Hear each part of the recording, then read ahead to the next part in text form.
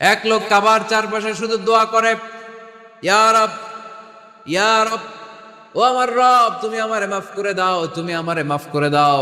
এই সাহাবীর কান্নাকাটি দেখে, এই লোকের কান্নাকাটি দেখে অন্য সাহাবারা বলল, আজকের সব সওয়াব এই লোকই নিয়ে যাবে।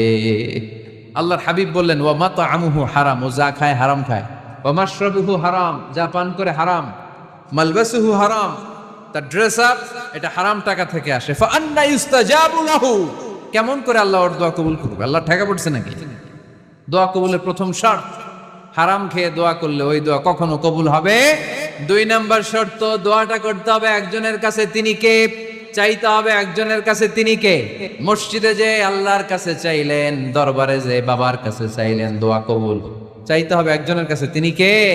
অন্য কোথাও যেন আমরা না চাই। 2টা গেল শর্ত। 3 নাম্বার, ইয়াকিন থাকতে হবে যে আমার দোয়াটা কবুল হচ্ছে। যখন দোয়া করবেন